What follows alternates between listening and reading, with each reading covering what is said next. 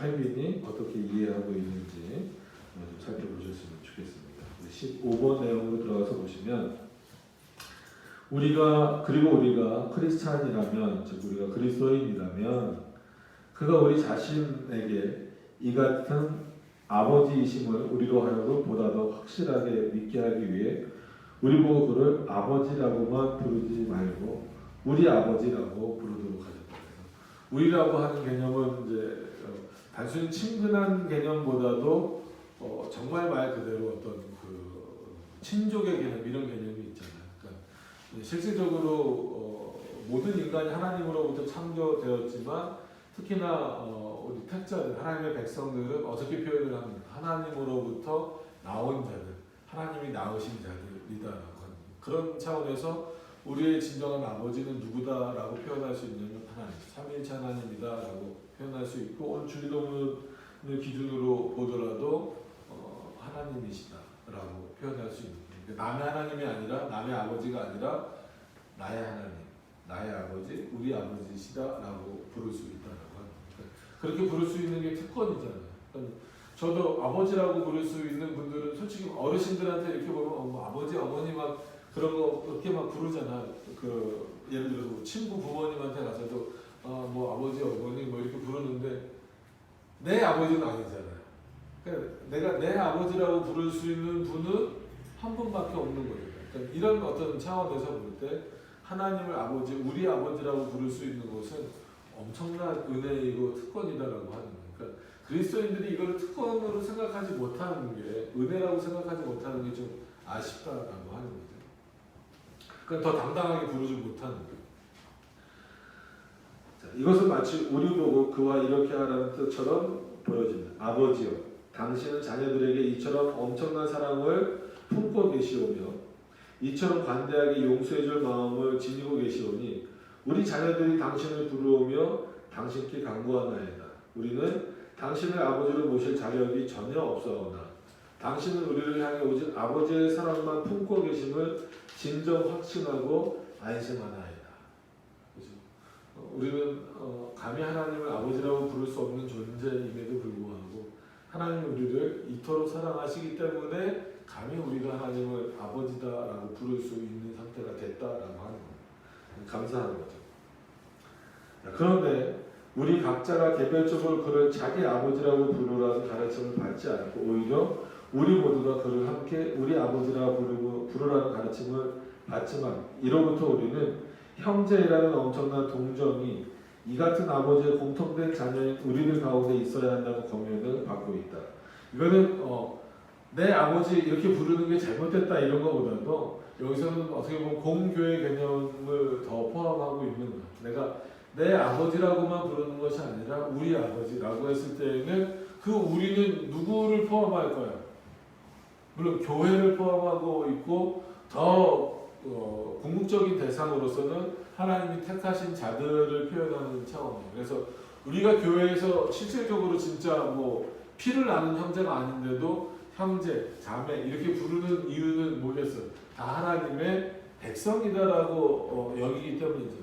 그래서 교회 안에서 시기 질투를 하지 말고 한 부모에게서 태어난 것처럼 이렇게 생각하고 형제처럼 여기라는 얘기가 그런 표현이에요.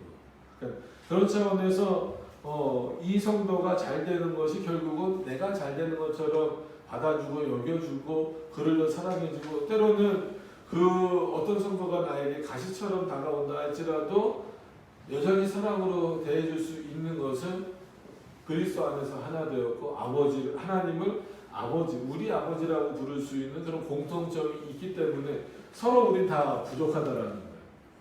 그래서 그런 어떤 부족한 사람들끼리 모여 있기 때문에 솔직히 이 보여지는 이 교회는 삐걱거릴 수밖에 없어요. 그래서 이 땅에서 완전한 교회를 찾을 수 없다라고 늘 말하는 것은 완전한 교회의 그 표상은 하나님의 나라고 물론 예수 그리스도가 이 땅에서 보여주시기는 했지만 우리의 연약함과 부족함으로 인하여서 솔직히 이 땅에서 완전한 교회는 없습니다. 그럼에도 불구하고 그럼 뭐 하나님이 이 교회 다 버리셨느냐? 그렇지 않아요. 여전히 교회의 머리로서 여전히 부족하지만 그래도 그 한마디로 공교회, 우리 하나님이라고 부를 수 있는 그 교회의 내용으로서 우리를 감싸 안아서 인도에 가고 계신다는 거예요. 부족함을 모르시는 게 아니에요. 그렇기 때문에 날마다 뭐가 채워지는 거예요. 그리스도의 은혜로 우리의 부족함을 채워나가시는 거예요. 그런 차원에서 우리 서로가 그런 형제애를 가지고 있어야 되는 거예요. 누구 안에 있기 때문에? 그리스도 안에 있기 때문에, 하나님 안에 있기 때문에 그렇게 부르는 거예요. 그래서 형제애라는 엄청난 동정이 이 같은 아버지의 공통된 자녀인 우리들 가운데 있어야 한다는 권면을 받고 있다. 이는 우리 모두에게 공통된 아버지 한 분이 계시고 우리에게 분여될 수 있는 모든 선한 것이 전적으로 이분에게서 오는 것이라면 우리는 모든 것을 서로 나누는 것이 마땅하기 때문이다. 한마디로 모든 것을 나눈다라고 해서 진짜 뭐 재산도 공유하고 모두 공유하고 이런 차원이 아니죠. 그러니까 필요에 따라서 부족한 것을 나누고, 그래서 교회가 구제가 목적이 되면 안 되지만 구제도 그런 차원에서 한 부분인 거예요. 중요한 부분인 거예요. 그러니까 서로를 돕고, 그것이 물질적으로 돕는 거건 아니면 어떤 뭐 신앙적으로 돕는 거건 권면으로 돕는 거건 여러 가지 많은 그런 내용들이 있잖아요. 그런 내용들이 교회 안에서 공유되어져야 되는 거예요. 어떤 마음으로?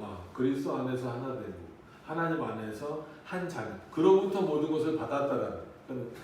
하나님으로부터 받은 게 사람마다 다 다를 수 있어요. 물론 하나님의 백성이 된 것, 그리고 하나님의 자녀가 된 것, 하나님을 찬양하고 예배할 수 있는 어떤 이런 모든 것들을 공통적으로 받았지만 사람마다 또 뭐 달란트라고 하는 이런 표현으로 쓸 수 있겠지만 다 받은 것들이 다 다르잖아요. 그럼 그걸 가지고 다른 사람들 앞에서 난 이게 있지라고 자랑하는 것이 아니라 왜 하나님이 그것을 나에게 주셨을까? 다른 사람에게 없는 것을 나에게 주셨을까라고 했을 때에는 그것을 마치 공유하도록, 다른 사람을 돕는 차원에서 공유하도록 하는 거예요.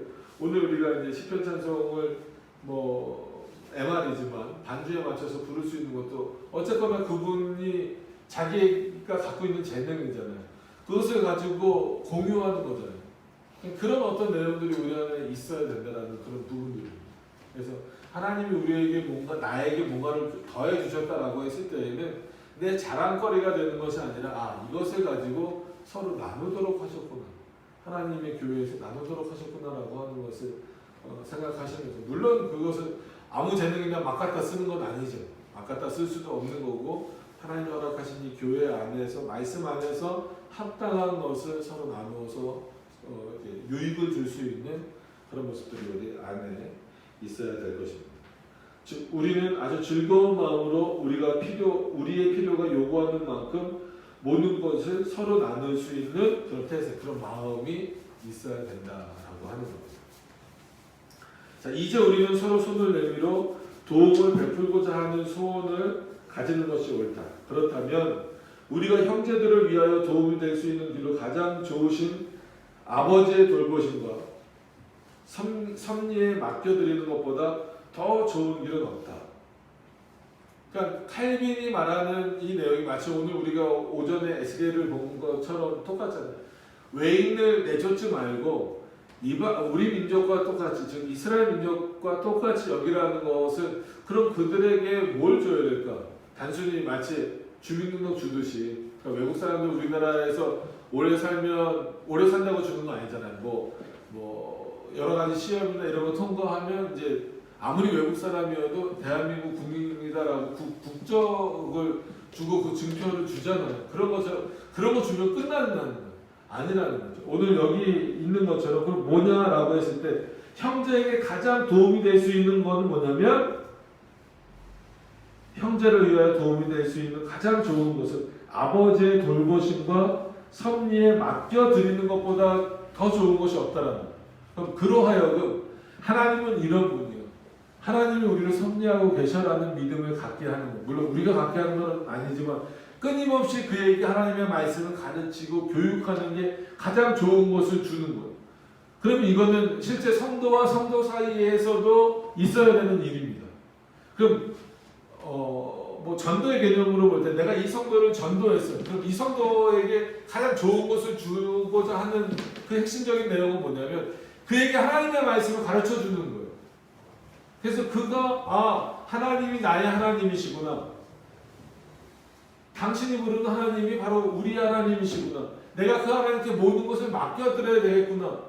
이것을 깨닫게 하는 게 그에게 가장 좋은 것을 주는 거예요. 맛있는 거 사주고 뭐 돈을 주고 용돈을 주고 이런 거보다. 그럼 자녀를 키울 때도 마찬가지예요. 그리스도 자녀에게 뭐 유아세례 뒤에 이제 세례 부분에서 나오겠지만 왜 우리가 유아세례를 허용하는 이유가 인정하는 이유가 뭐냐면 부모가 이 자녀를 키울 때 있어서 어떤 것을 기초로 해서 키우기를 근거로 하는 거예요. 하나님의 말씀대로 키우는 거예요. 말씀을 통해서 키우는 거예요. 그럼 부모가 자녀에게 줄 수 있는 가장 좋은 것은 뭘까요? 하나님의 말씀. 믿음을 유산으로 내려주는 거예요.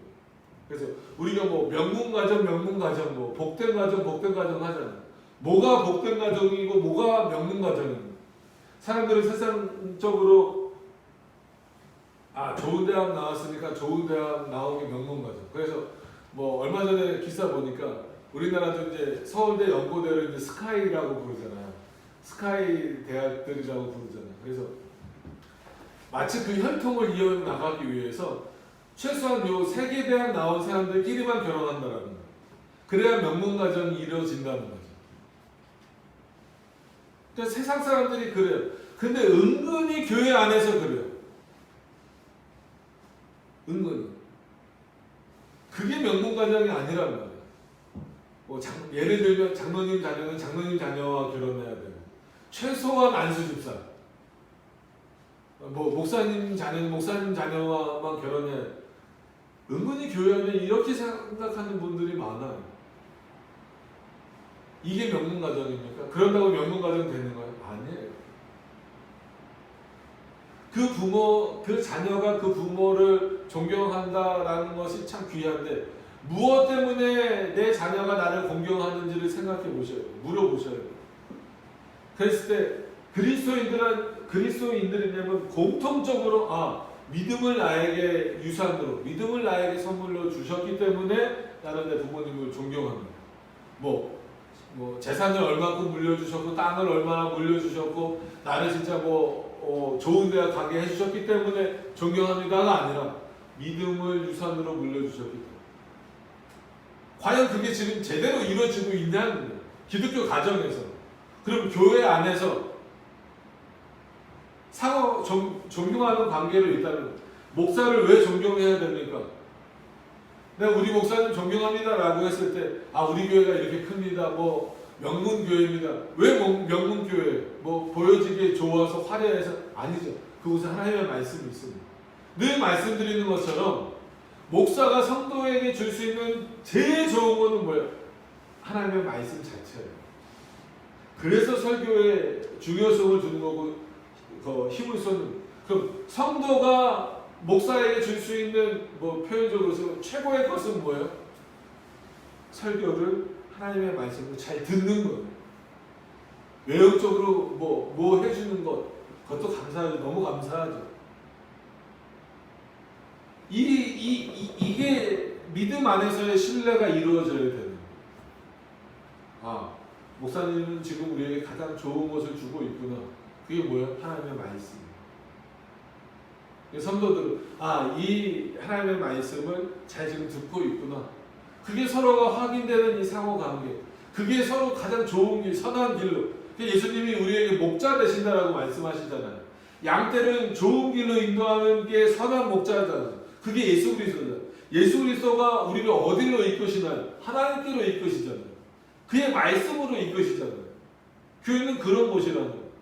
뭔가 서로 부족하고 뭔가 안 맞는 곳이 있더라도 결국 우리가 서로를 도우면서 이끌고 가야 될 그 길은 뭐냐면 하나님께로 가는 거예요.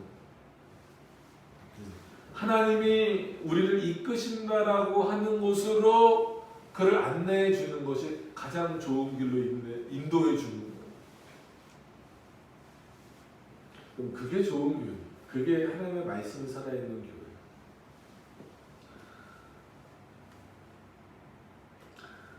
자, 그가 호의와 은택을 베푸신다면 더 이상 바랄 것이 전혀 없다. 즉 하나님과 호의를 베푸신 하나님이 호의와 은혜를 베푸신다면 더 바랄 것이 없지 않느냐. 그리고 우리는 바로 이것까지도 우리 아버지께 빚지고 있다. 아무리 우리가 인도에서도 하나님이 그에게 믿음을 주시는 건데 결국 그것까지도 하나님께 빚지고 있는 거 아니냐.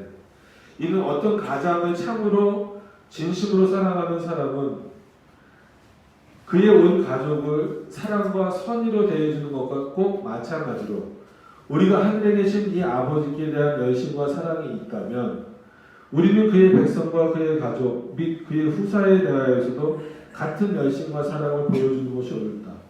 천부께서는 이 후사를 대단히 귀하게 여기사 당신의 독생자의 충만이라 부르셨다. 즉 교회를 그리스도의 충만이라는 것.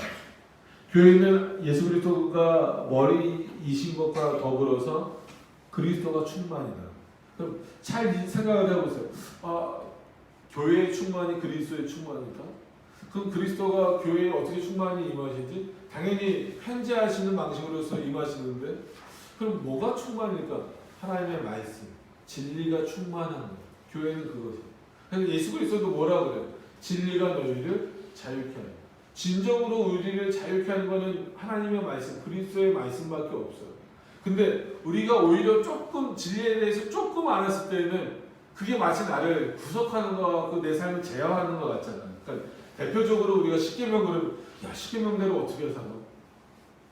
십계명대로 사는 거 너무 힘들지 않아요? 십계명대로 살면 이것도 못하고 저것도 못하는데 그런데 그렇게 사는 것이 정말로 나에게 유익이 되고 그것이 내 영혼을 자유롭게 하고 더 나아가서 내 모든 이 땅에서의 삶도 자유롭게 한다라고 하는 것을 깨닫는 수준까지 된다면 오히려 십계명이 있는 것이 진정한 내 자유가 되는 거예요. 하나님께서 십계명을 나에게 주신 것은 그것이 깨달아지는 것이 우리에게 은혜인 거죠. 그것이 깨달아지도록 하시기 위하여서 교회의 충만이 곧 뭐라고요? 그리스도의 충만이다라고 합니다. 모든 교회가 그렇지만 특히나 장로교회가 그리고 개혁교회가 추구하는 게 바로 이 그리스도의 충만, 하나님의 말씀의 충만이 교회 안에 있기를. 그래서 그것으로서의 도구가 되기 위하여서 이런 교리의 내용들도 살펴보는 거예요. 결국은 칼빈을 통해서건 우리 표준 문서로 여기는 웨스트민스터 신앙고백서건 이런 내용들을 배우는 이유는 칼빈 한 사람을 따라가라는 것도 아니에요. 웨스트민스터 1647년 아주 옛날에 나온 문서인데 그거 고문서 그렇게 따라가서 뭐하는 그 문서를 따라가는 게 아니에요. 그것을 통하여서 하나님의 말씀을 해석하는 것이 가장 그 하나님의 말씀이 훼손되지 않는 방식으로 있기 때문에 교리가 중요한 거예요. 그렇기 때문에 그 내용을 통하여서 하나님의 말씀이 해가 되지 않도록 하는 방식으로 보기 위해서 교리 공부를 하는 거예요. 계속 말씀드린 것처럼 교리가 없는 사람은 없습니다. 그런 말 많이 들어보시잖아요. 나는 신을 안 믿어. 그게 그 사람의 신론이라니까요. 그러니까 신에 대한 생각은 누구에게나 다 있어요. 칼빈이 뭐라 그랬냐면, 그리고 로마서의 말을 칼빈이 바꿔놓은 거죠. 로마서에서 바울이 뭐라 그래요? 모든 사람 마음 가운데 하나님을 알만한 것을 심어놓아. 이걸 오해하시면 안 됩니다.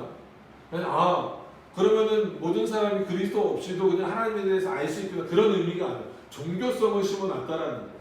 그래서 칼빈이 그 부분을 보고 뭐라고 표현을 하냐면, 모든 인간의 마음에는 종교의 씨앗이 있다는 거예요. 근데 그 종교의 씨앗이 우리의 부패함으로 부패되었기 때문에 인간의 마음은 우상의 공장이 되어버렸다는 거예요. 이만큼 인간은 그 마음이 부패돼서 우상을 만들어내고 뭘 만들어낼지언정 신을 떠날 수는 없어요. 그러니까 신적인 어떤 사고를 떠날 수는 없기 때문에 나는 신을 안 믿어라고 말하는 것 자체가 그 사람의 신론이에요. 그런 것처럼 성경을 볼 때도 나는 교리 싫어해 라고 말하는 게 그 사람의 교리예요. 난 교리가 없어. 난 무교리주의자야 라고 말하는 게 그 사람의 교리예요. 결국은 성경 보고 어떻게든 해석을 하잖아요. 자신만의 해석 방법을 갖고 있잖아요. 그게 교리예요. 성경을 해석하는 게 교리라는 거거든요. 그게 코멘타리, 주석이 됐던 아니면 컨페션이라고 해서 어떤 신앙 고백적인 내용이 됐던 도구마라고 해서 어떤 그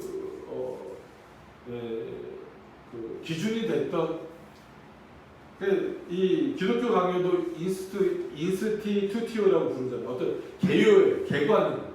그럼 성경을 보는 그 각자마다 그게 다 있단 말이에요.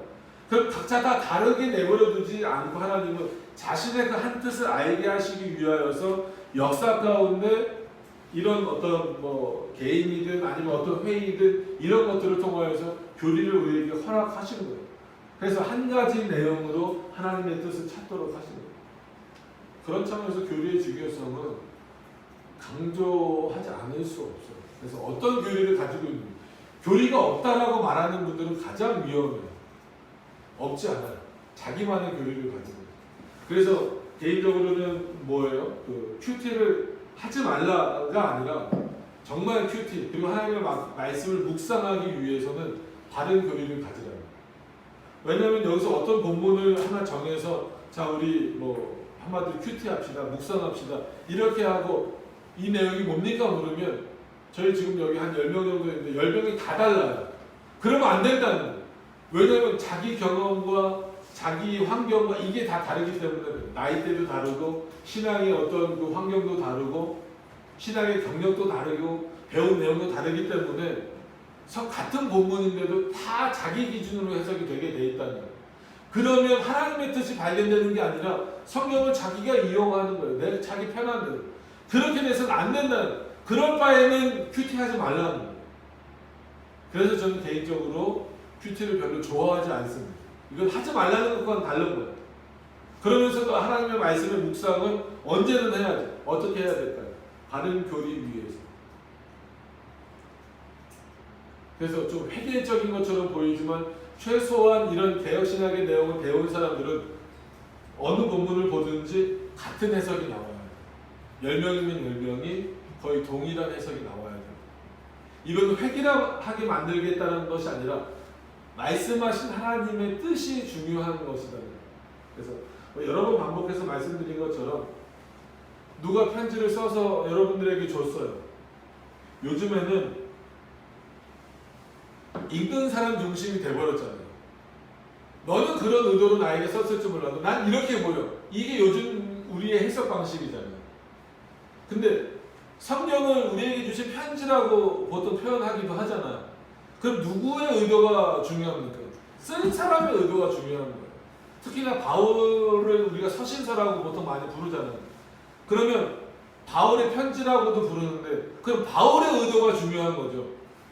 받는 사람이 뭐 빌립보 교회나 아니면 뭐 빌레몬서처럼 빌레몬의 의도가 중요한 게 아니라 바울이 왜 보냈느냐가 중요한 거란 말이에요. 마치가 아니라 성경도 그럼 당연한 거예요.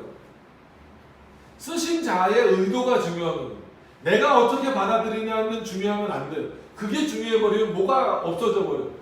주신 자의 의도가 사라져 버려요.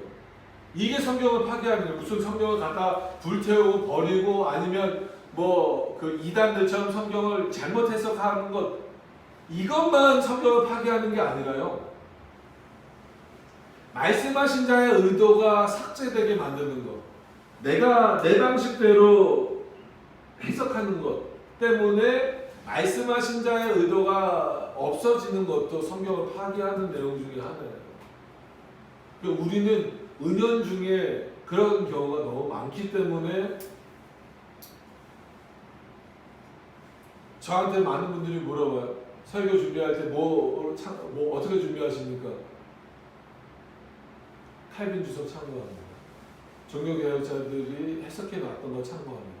그거 남의 거 베끼는 거 아니에요. 차라리 베끼더라도 그 내용을 가지고 해석하는 것이 가장 좋기 때문에 하나님의 말씀으로부터 벗어나지 않기 위해서 내 마음대로.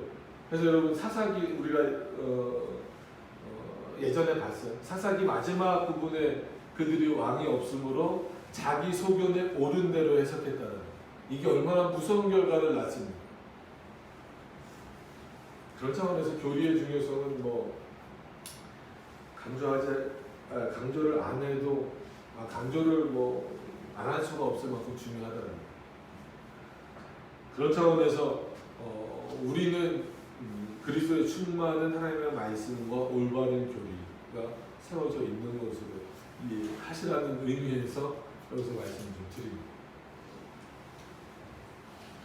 자, 넘어가서 또 말씀드리면, 그러므로 크리스찬의 기도는, 즉 그리스도인의 기도는 이 같은 규칙의 요구에 반드시 부응해야 된다. 그러니까 마치 이런 표현들 마치 우리를 제한하는 것처럼 보이지만 그렇지 않다는 거예요. 기도 내 마음대로 자유롭게 할 수 있는 거 아닙니까? 맞아요. 그럼에도 불구하고 최소한 예수 그리스도가 가르쳐 주신 그 기도를 모범으로 삼으라는 거예요. 그게 뭐가 틀렸냐는 거예요. 오히려 그렇게 기도하는 것이 더 합당한 것이고 올바른 기준을 이미 예수 그리스도가 제시해 주셨는데 왜 자꾸 다른 방식으로 하려고 하냐는 거예요. 그래서 이 기도는 그리스도 안에서 그의 형제된 모든 사람들에게 공통된 것, 이 모든 사람들을 감싸 안는 것이 되어야 한다는 것. 125장으로 넘어가서 페이지로 넘어가서 보시면 이 모든 사람들 속에는 현재 그렇게 보이는 자들, 인정되는 자들뿐만 아니라 땅 위에 살고 있는 모든 자들이 다 포함된다. 여러분, 이거는 믿지 않는 자들을 위해서, 그러니까 죽은 자들을 위해서는 기도하면 안 되지만 우리가 예를 들어서 전도의 대상자들이라든지 아니면 세상을 위해서 얼마든지 그렇게 기도할 수 있다는, 지금 죽지 않은 사람들을 위해서라면 범위를 그렇게 보이는 자들, 인정되는 자들은 누구예요? 말 그대로 성도들이겠죠. 그러나 거기서만 멈추지 말고 땅 위에 살고 있는 모든 사람들을 위해서 기도하라라는 그 사람들까지도 기도의 대상에 들어올 수 있다라는 것은 뭐예요? 아직 그들은 그리스도를 모르고 있지만 하나님의 백성일 수도 있기 때문에 우리는 누가 하나님의 백성인지 모르는 이상 끊임없이 기도해야 된다는 거예요. 어느 누구도 포기하지 말고 기도해야 된다는. 근데 그가 믿음 없이 죽은 이후에는 기도하면 됩니까? 안 돼요. 조상을 위해서 기도하면 안 됩니다. 그래서 뭐 일명 추도 예배나 이런 거 드리면 안 돼요. 일반적으로 우리 너무 많이 드려왔었죠. 드리면 안 됩니다. 그러니까 우리의 선조들이 이렇게 살았다라고 하는 것을 기억하는 거하고 예배를 드리는 거하고는 전혀 다릅니다. 그건 절하지 않았다라고 해서 넘어갈 수 있는 문제가 아니에요. 추도 예배는 우상숭배.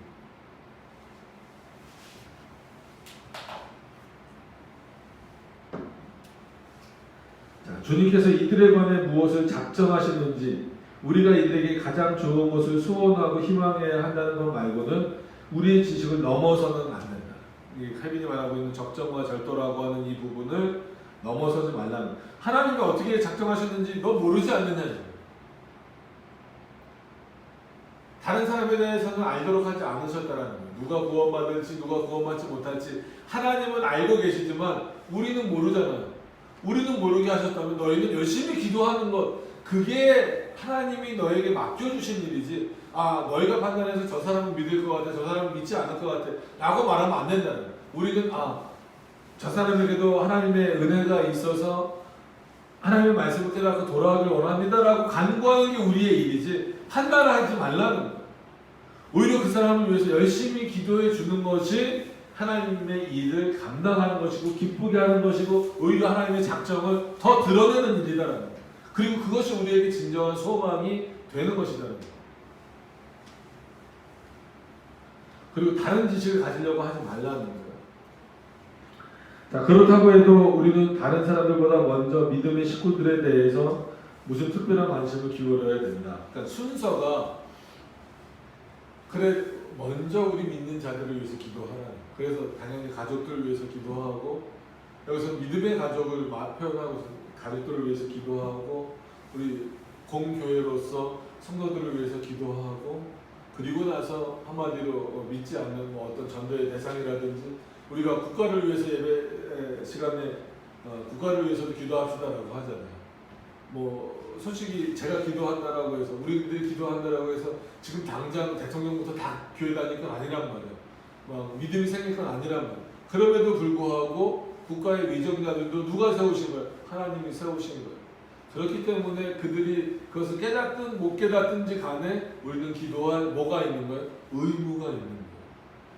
근데 무조건 그들만 위해서 기도하고 나머지 내 자녀나 나와 함께 신앙생활하는 성도들은 제껴두고 그들만 위해서 기도하라는 것이 아니라 마치 순서상 보면 믿음의 가족들을 위해서 성도들을 위해서 기도하고 그 다음에 믿지 않는 자들을 위해서도 기도해 줘요. 왜냐하면 서로를 위해서 아까 표현했잖아요. 우리는 그리스도 안에서 하나님을 우리 아버지라고 부를 수 있는 그런 자녀들이 됐다. 그래서 우리들끼리는 마치 뭐가 있어야 된다. 형제가 있어야 된다. 그러니까 여기서도 뭐 피가 섞인 사람들도 있지만 안 그런 사람들이 많이 있잖아요. 근데 왜 우리가 형제님, 자매님 부르는 이유가 뭐예요? 하나님 안에 묶여있기 때문에. 육신적으로 묶여있는 것도 중요하지만 더 크고 중요한 묶임은 어떤 묶임이에요? 하나님 안에서 묶여있다는 거예요. 이건 놀라운 거고. 그렇기 때문에 출생지가 다르고 나이가 다르고 사는 곳이 다르고 환경이 달라도 형제 자매라고 부를 수 있는 거죠. 그러니까 그들을 위해서 먼저 기도하는 게 당연한 거예요.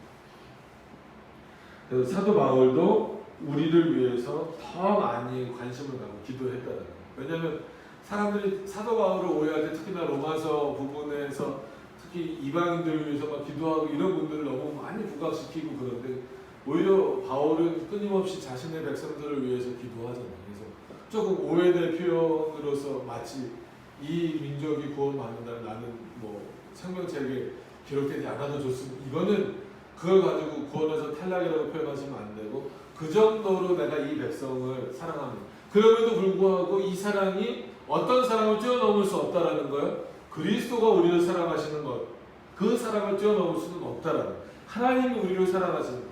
내가 심지어 지옥에 가고 싶은 마음을 가질 정도로 이 사람들을 사랑한다 하더라도 그 사랑은 하나님이 우리를 사랑하시는 사랑과는 비교할 수 없다는 거예요.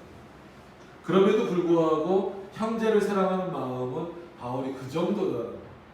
그러니까 서로 그런 마음이 있어야 되는 거예요. 자, 요약하면 기도는 우리 주님이 당신의 나라와 집을 통해 세우신 공동체를 지향하는 것이어야 한다. 그래서 먼저 그의 나라와 그의 일을 구하라는 거죠. 물론 이 말이 우리 자신을 위해 그리고 특정한 타인을 위해 특별히 기도하지 못하게 막는 것은 아니라는 거예요. 예를 들면 내 자신을 위해서 당연히 기도해야죠. 그러면 우리를 위해서 교회를 위해서 기도하라고 해서 어떤 개인적인 기도 그리고 어떤 특정 대상을 위해서 뭐 제 자녀를 저를 비유하는 뭐 제 자녀, 제 부모님을 위해서 기도하는 게 잘못됐다라는 건 아니에요. 그걸 하지 말라는 의미는 절대로 아닙니다. 그렇게 막는 건 아니지만 그럼에도 불구하고 우리 마음이 이 공동체를 생각하는 것에서 떨어지거나 벗어나서는 안 되고 도리어 모든 것을 이 공동체와 결부시켜야 된다라고 하는 겁니다. 그러니까 나를 위해서 기도할 때도 결국은 누구를 위해서 이 공교회가 하나님 앞에 영광을 돌리기 위해서 내 자녀를 위해서 어떤 특정 대상을 위해서 기도할 때도 교회를 위해서 기도하듯이 그렇게 기도하라는 겁니다. 이는 비록 기도가 개인적으로 행해진다 하더라도 이 목적을 지향하는 한 공동적이기를 중단하지 않기 때문이다. 이 모든 것은 비유 하나를 통해서 쉽게 알 수 있다라고 해서 이제 비유를 말할 겁니다. 그러니까 공적인 기도, 그러니까 우리가 공예배 때 하는 기도에서만 이렇게 뭐 성도들을 위해서 기도하고 뭐 이런 거 하지 말고 개인적으로 기도할 때 얼마든지 자기 자신을 위해서 기도할 수 있고 가족을 위해서 기도할 수 있고 뭐 부모 형제를 위해서 기도할 수 있고 어떤 특정 사람을 위해서 기도할 수 있잖아요. 그럼에도 불구하고 그때에도 이 공적인 기도, 공적인 대상들을 늘 생각하라는 거예요. 그러니까 그게 쉬운 문제는 아니라 할지라도 그렇게 하시라는 거예요. 그래서 기도할 때 이건 뭐 개인적인 기도, 공적인 기도 뭐 물론 구별을 해야 되긴 하겠지만 너무 이렇게 무자르듯이 막 나눠지시는 문제는 아니다. 그 다음 문단으로 넘어가서 보시면 모두 가난한 자들의 궁핍함을 경감시켜야 한다는 하나님의 계명은 일반적인 계명입니다. 그러나 어떤 사람이 궁핍 때문에 고생한다는 사실을 알고 있거나 보고 있기 때문에 그 사람의 궁핍을 도움으로써 이 목적을 추구하는 사람들 역시 이 계명에 순종하는 사람들이다. 다른 수많은 사람들이 그 사람 못지않게 궁핍에 시달리고 있지만 이 사실을 몰랐기 때문에 혹은 모든 사람들의 필요를 충족시켜줄 능력이 없기 때문에 그냥 지나쳤다고 해도 말이다. 자, 이 내용은 뭐예요? 마치 어떤 비유로 갔냐면 누가 막 배고파해. 성경에 있는 비유잖아요. 그러면 가서 사 먹어라 이렇게 말하는 것보다 실제로 가서 사주는 게 중요한 거잖아요. 그를 돕는 거잖아요. 그러면 그 비유니까 그 비유 그대로 설명드리면 누가 굶주림에 있어요. 그러면은 하나님 저 사람이 굶주림에서 빠져나오도록 은혜를 주세요 라고 기도하는 것도 중요한 거예요. 이걸 무시한다라는 게 아니에요. 이것도 기도지만 실질적으로 하나님 저 사람 저 물질의 어려움에서 그 궁핍함에서 빠져나오도록 하나님 은혜를 주세요라고 기도하는 것과 동일하게 그에게 빵을 하나 직접 사주는 것, 뭐 빵 사먹으라고 돈을 얼마 주는 것도 뭐랑 똑같다라는 거예요? 기도랑 똑같다라는 거예요. 우리는 생각할 때 기도를 우리 스스로가 너무 정형화 시켜 놓은 거예요. 아, 기도는 마치 무릎 꿇고. 그래서 어떤 사람들 물어봐요. 이렇게 기도해야 됩니까? 이렇게 기도해야 됩니까? 이렇게 기도해야 됩니까? 마음대로 하세요.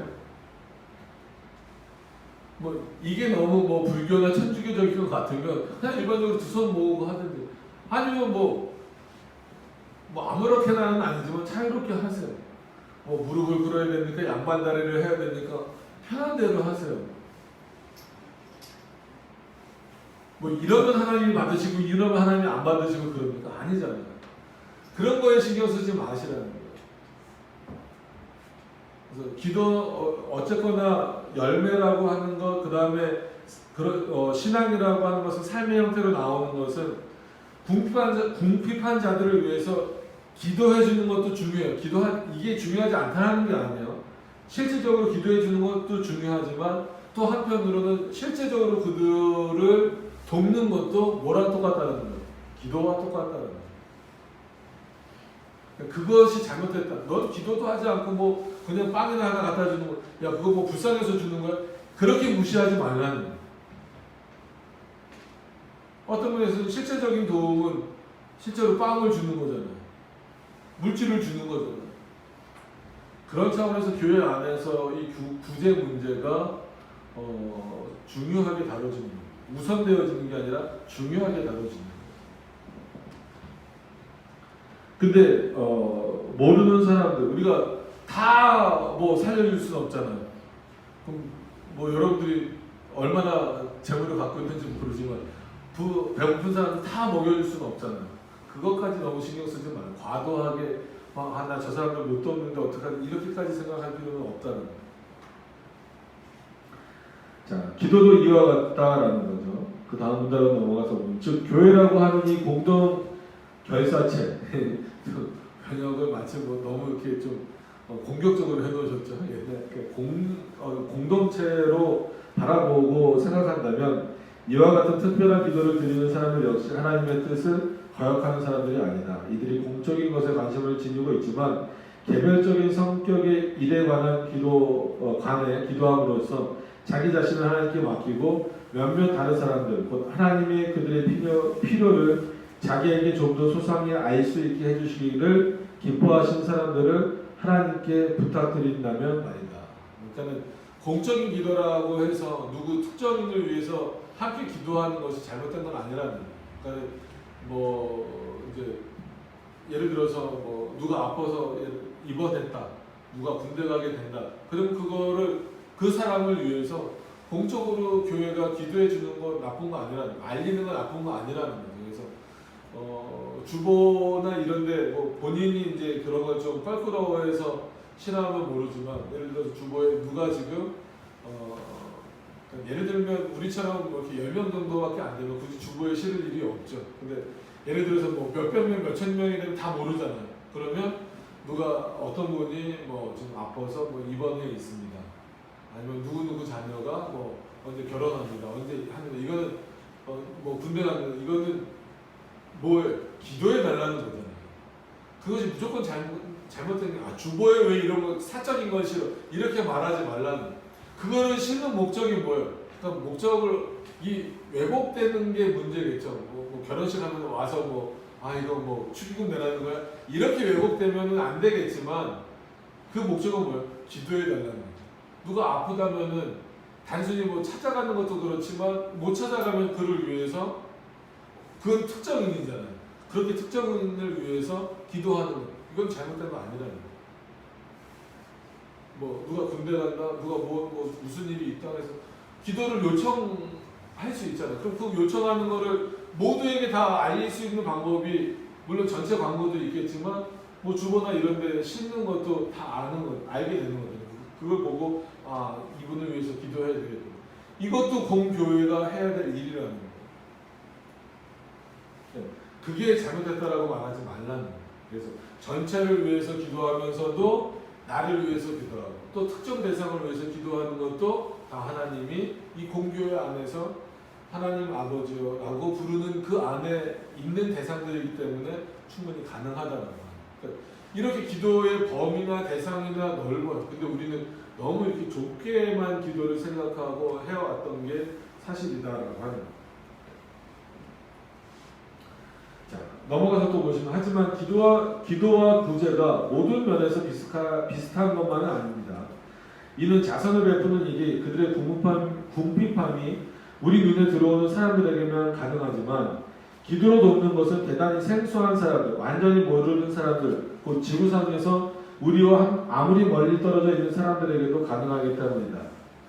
그럼 이거는 뭐 설명을 읽으셔도 알겠지만 기도는 말 그대로 우리가 지금 직접 가서 그들에게 빵을 줄 수는 없어도 아프리카에서 굶고 있는 아이들을 위해서 기도할 수 있잖아요.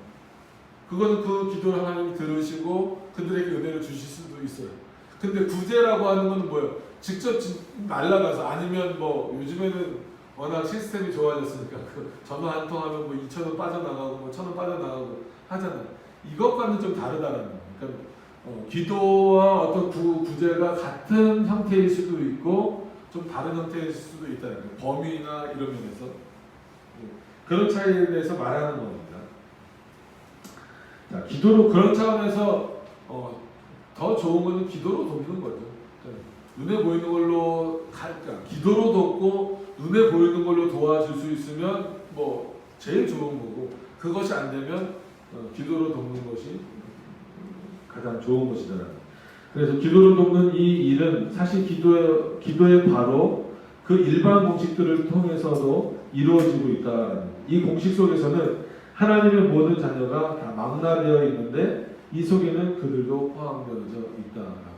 기도의 일반 공식이라는 것은 아까 우리가 봤던 그 내용이에요. 뭐요? 보이는 자들, 인정되는 자들 땅뿐만 아니라 땅 위에 살고 있는 자들 모두를 위해서 기도할 수 있도록 하셨다는 거예요. 왜냐하면 그들이 다 하나님 안에 있다라고 하는 것을 우리가 믿기 때문이다라고 합니다. 그러니까 기도의 대상이 아주 넓어질 수 있는 거죠. 그래서 뭐 이런 예가 얼마만큼 효과적일지는 몰라도 예를 들어서 중동의 그 참 헐벗는 아이들을 위해서 기도하면 어떤 분들은 그런 생각을 또 하기도 저 아이들 커서 이슬람 될 텐데 IS 될 텐데 또 가깝게는 북한의 그 부족 어린 아이들 거의 막 못 먹고 막 아사 직전에 있는 아이들 많잖아요. 걔네들 뭐 어떻게 도와주면 커서 진짜 말 그대로 우리한테 총을 대는 적군이 될 텐데 그건 나중 일이에요. 어떻게 될지 모르는 일이죠. 우리가 생각해야 될 것은 배를 굽는 자들에게 굶지 않도록 도와주는 것. 또 그것이 중요한 어떤 정치적인 거나 그런 이념들을 떠나서 그것까지도 그런 이유로 막는다라고 하면은 그건 아닌 것 같다는 생각이 많이 들어요. 그래서 하나님이 그들을 어떻게 생각하시는가까지도 생각해 본다면 우리의 환경이나 우리의 기준으로서 함부로 이건 되고 이건 안 된다라고 나누는 거는 참 문제가 있다는 거. 그건 그렇게 왜 이런 극단적인 양쪽의 예를 들었냐면 그럼 우리나라도 마찬가지예요.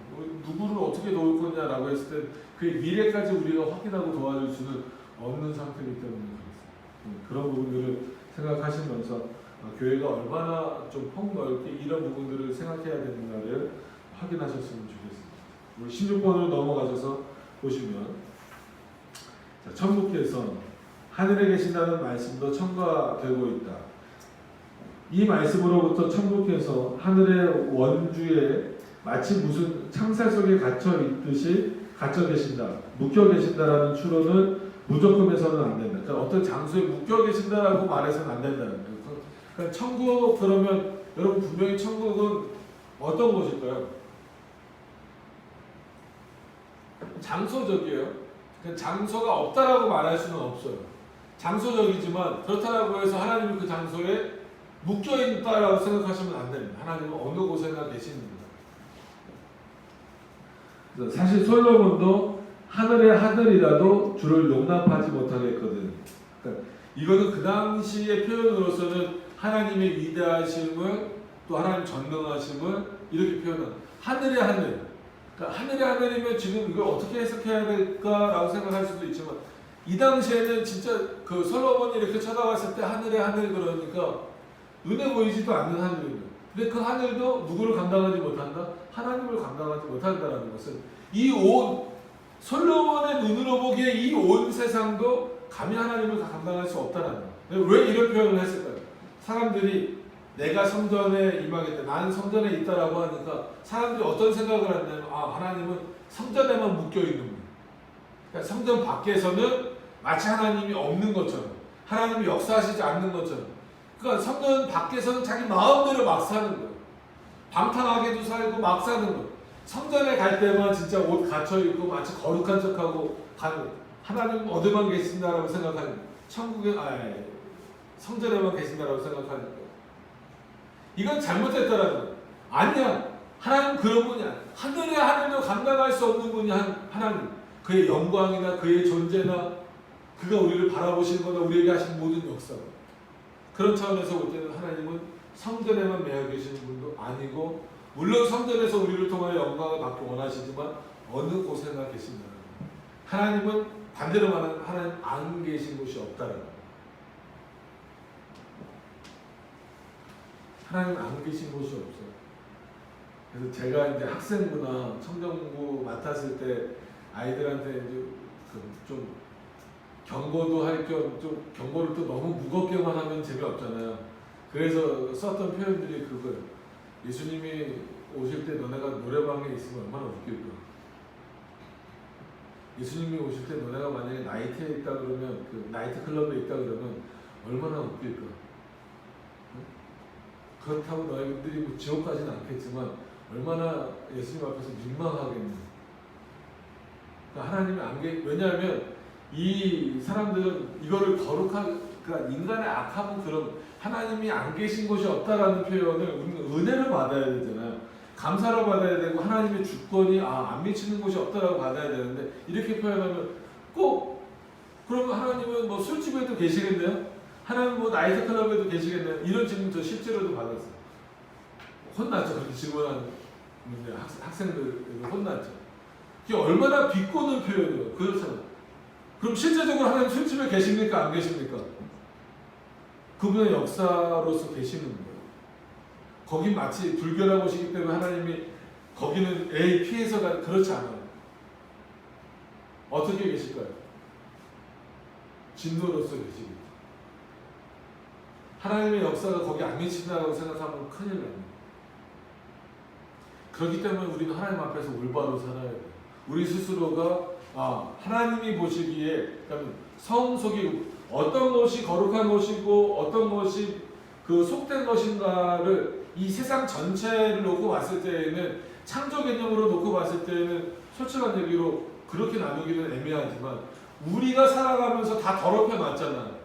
그런 차원에서 하나님께 드리기에 거룩한 것과 하나님께 드리기에 속된 것은 분명히 있다는 거예요. 그게 장소적으로도 구별되어져 있고 술집에서 하나님을 찬양할 수는 없잖아요. 예를 들면 우리의 어떤 신앙의 모습으로도 구별될 수 있어야 된다는 거예요. 그런 차원에서 하나님을 어느 한 곳에 묶어놓는 일은 참 그 미련한 일이더라고요. 묶여질 수 없는 분인데 우리 그러고 싶은 거죠. 하나님 천국에만 계십시오. 지금은 우리 마음대로 살 테니까. 이런 거는 잘못됐다는 거예요. 그런 차원에서 솔로몬도 하늘의 하늘이라도 주를 용납하지 못하겠거니라고 말하였고 주님도 예수님도 친히 선지자를 통하여서 하늘은 나의 보좌요 땅은 나의 갈등상이다. 이거는 문자적인 것과 어떻게 보면 하나님의 그 비유적인 게 다 표현되죠. 하늘에 실제적으로 예수 그리스도의 보좌가 있죠. 육신을 입을 수 있는 하나님은 예수 그리스도밖에 없으십니까? 그러나 땅이 나의 발등상이다라고 했을 때는 모든 것이 나의 능력 아래에 있다는 거예요. 주권 아래에 있다는 거예요. 이렇게 말씀하셨다. 이 말씀이 의미하는 바는 주님은 어떤 특정 지역에 제한되어 계시지 않는다는 거예요. 제발 이렇게 생각하지 않으셨으면 좋겠어요. 만물 속에 다 역사하신다라고 합니다. 그 역사가 자신의 백성을 위한 역사이시든 아니면 악한 도구로 사용하시는 악한 도구로 사용하는 역사이시든지 간에 하나님의 역사는 모든 만물과 모든 우주에 다 있다는 거예요. 근데 감히 그런 하나님 앞에 우리가 어떻게 함부로 나아갈 수 있는 겸손한 마음으로 두렵고 떨리는 마음으로 그러나 감사하는 마음. 왜? 그 하나님이 나를 사랑하시고 나로 하여금 그 하나님을 어떻게 부를 수 있게 하셨다고요? 아버지라고 부를 수 있게 하셨다. 이 감사함이 우리 안에 분명히 있어야 돼요. 그러나 우리의 이해력은 그것의 둔함으로 인해 우리 이해력이 얼마나 둔하냐면 그것 때문에 주님의 말로 형용할 수 없는 영광을 달리 파악할 도리가 없다. 더 어떻게 표현할 방법이 없다는 거예요. 그러니까 하늘을 뭐 두루마리 삼아도 두루마리가 맞나? 두루마리 삼아도 다 표현 못한다는 거예요. 인간의 언어로 하나님을 다 담을 수 있으면 못 담아요. 그렇기 때문에 어떤 표현이나 이런 걸 쓸 때도 조심하라는 거예요. 조심해야 된다는 거예요. 그래서 하늘이라는 말이 우리에게 가르쳐주는 것은 이보다 더 존귀하고 엄미한 것이 우리 시야에 들어올 수 없다는 사실입니다. 그러므로 이것은 마치 주님이 능하시고 존귀하시고 파악할 수 없는 분이시다라는 것과 똑같다라는 거예요. 하나님은 하늘에 계십니다 라고 말했을 때 그 하늘은 우리는 어떻게 그거 이상 더 볼 수 없잖아요. 인간의 가시적인 눈으로서는 아무리 눈이 좋아도 뭘 더 보실 수 있겠어요. 그러니까 그것을 보고 그 하늘에 하나님이 계시다라고 하는 것은 진짜 우리 눈에 보이는 저 구름 위에 바로 계시다 이런 의미가 아니잖아요. 그 하나님의 전능하심과 그 모든 존재와 역사하심이 충만하다라고 하는 것을 의미한다는 겁니다. 자, 이런 차원에서 이제 그 앞부분을 말씀을 드리고 있어요. 그래서 뒷부분 조금 더 이제 읽어보면 그러나 우리가 이 말을 들을 때 지극히 높으신 하나님에 대하여 듣는 것이므로 하나님에게 무슨 지상적인 것, 육신적인 것을 몽상하지 않도록 그러니까 우리처럼 하나님을 비유하지 말라는 그를 우리의 잣대로 측량하지 않도록 중요한 부분들의 한 문장이어도 지상적인 이 땅에 있는 것. 그래서 10계명 제2계명에 뭐라 그래요? 땅 위에 있는 것이냐 땅 아래에 있는 것이냐 하늘에 있는 것이나 물속에 있는 것으로 하나님을 표현하지 말라는 거예요. 그건 삼위일체 하나님 다르고 성부, 성자, 성령 하나님을 다르게 표현하지 말라는데 우리는 자꾸 그렇게 표현해요. 육신적인 것으로 만들지 말라는 거예요.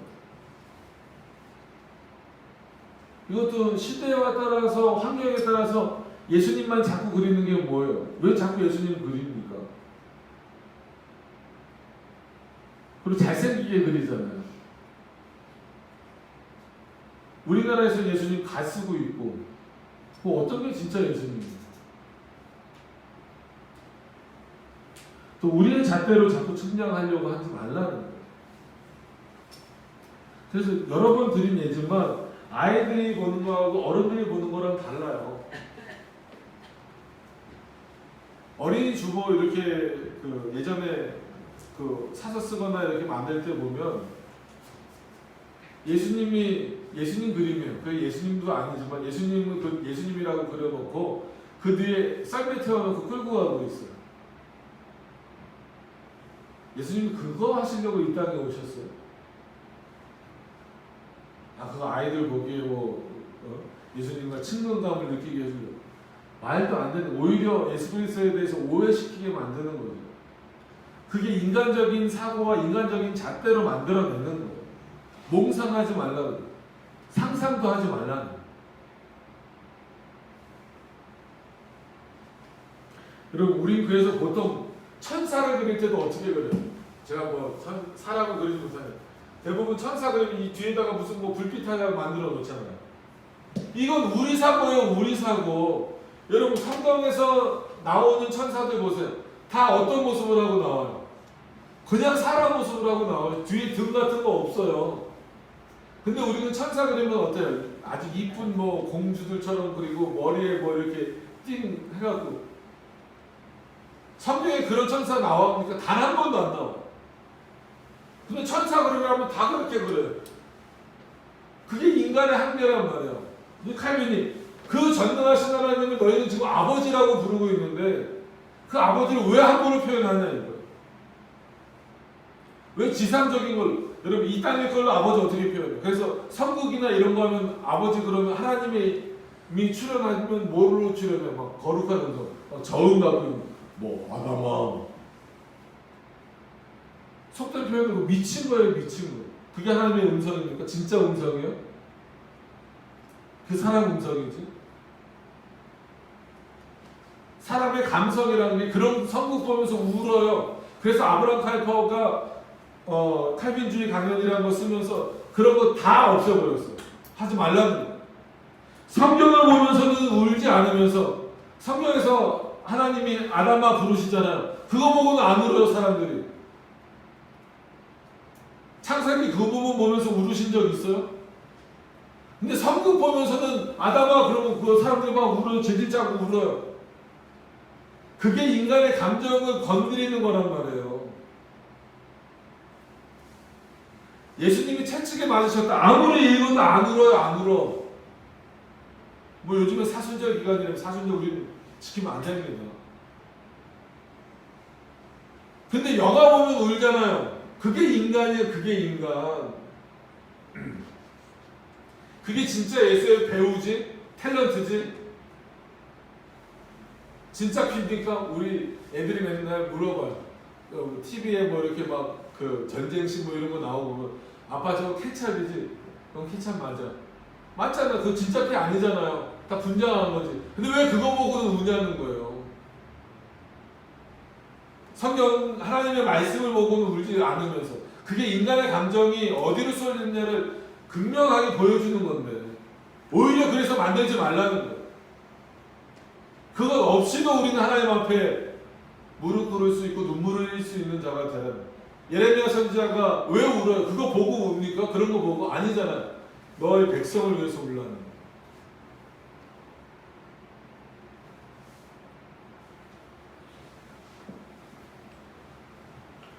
그래서 우리의 잣대로 측량하지 않도록 그의 뜻을 우리의 기분에 따라 헤아리지 않도록. 그죠?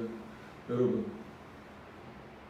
하나님은 우리의 기분 따라서 표현하지 말으셔야 돼요. 이거 제가 시간 끌려고 하는 게 아니라 이런 경우가 너무 많잖아요. 하나님 앞에 기분 따라 나온 주일날 여러분 최소한 하나님 앞에 나올 때는요.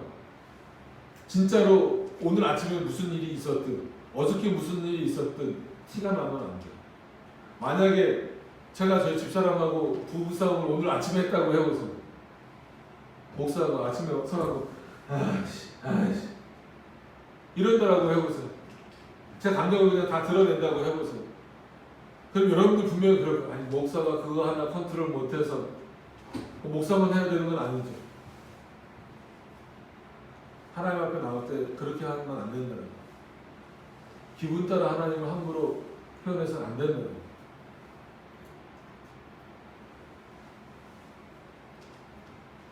또 우리의 생각을 더 높이 그렇게 하나님의 말씀으로 그렇게 되지 않도록 더 높은 곳으로 끌어올리셔야 된다는 거예요.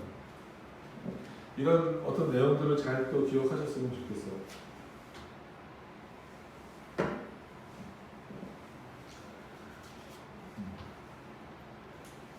자, 너무 천천히 나가도 안 돼서 첫 번째 강구까지만 오늘 하도록 하겠습니다. 여기서 마치려고 했는데 그래도 하나는 좀 더 나가야 될 것 같아서 멈췄어요? 배터리가 없어요? 네. 그러면은 오늘 여기서 좀 마무리해야 될 것 같습니다. 네. 중간에 어쨌거나 녹화가 또 좀 끊기면 그러니까 오늘은 이 부분을 이미 끊어졌어요? 끊어지진 않았어요. 첫째 광고부터 들어가도록 하겠습니다. 기도하도록 하시죠.